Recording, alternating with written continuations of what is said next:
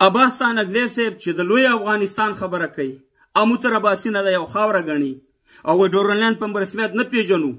او دا وایي چې محمود غزنوي څوک و احمد شاه ابدالي څوک و پاکستان ته پیغورونه ورکوي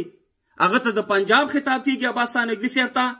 او دا د پاکستان د استخباراتو خلک دي بل طرف ته تاسو وګورئ افغانان ورونو چې 20 کاله جمهوریت خوړلې په وزارتونه ټول دي سره ډالر ټول دی وال زمونږ ملي اردو په دې استعمال کړه چې پاکستان زمونږ دشمن دی بیا اخره کې په تیاره کې کېناسته زمونږ ملي اردو په ځای پرېښوده په میدان په پیه کې کېناسته ولاړ اسلام آباد ته او نن هم په ډېر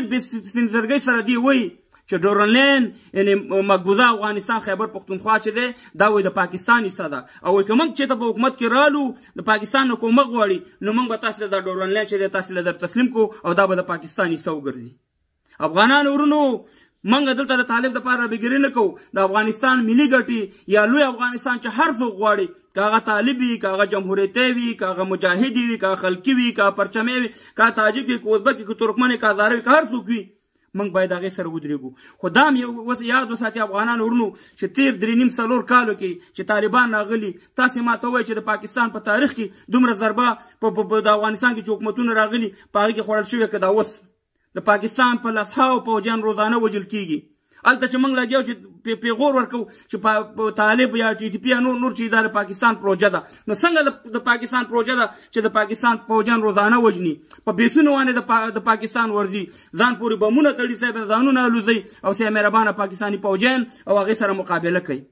دلته ټول دروغ نه دي افغانان باید په حقیقتونو باندې موږ خبرې وکړو او انشاءالله لوی افغانستان انشاءالله ډېر زر به جوړ شي که چېرته موږ په اتفاق او په اتحاد سره شو خو خدای ته وګورئ افغانان ورو دغه خلکو له موقع مه ورکوئ په دې خارج کې چې ناست دي دا بعضې اشخاص دا هغه اشخاص دي چې په 1991 92 کې چې ډاکټر سیام نجیب حکومت ختم شو همدغه پاکستان ته همدغه افغانستان حواله کو په کنډواله باندې بدل کو د یو ملي بیرغ په ځای 14 بیرغه په افغانستان کې لګېدلي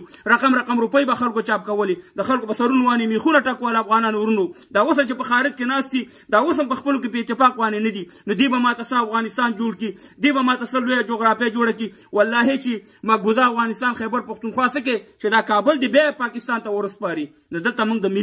ملي ګټو لپاره باید موږ کار وکړو په یو لاس باندې شو په یو اتحاد باندې شو طالب سره هم چې هر څومره مخالفت وي زما خپله ورسره ډېر شیونو باندې مخالفت دی دلته په میډیا کې ګورئ مګر که طالب د ملي ګټو خبره کوي پاکستان ته چې څنګه جواب ورکو په ډورنلینډ باندې که په خوست او په پکتیکا برملو کې چې کومه بمباري کړې وه هغه احمدونکی جواب به ورکو زنده‌باد مې ورته ویلي بیم عباس ستانکزي صاحب ته زنده‌باد ویم چې دغه ملي خبرې د موږ ستایو موږ د سره ولاړ افغانان انشاءالله لوی افغانستان به جوړېږي زنده‌باد لوی افغانستان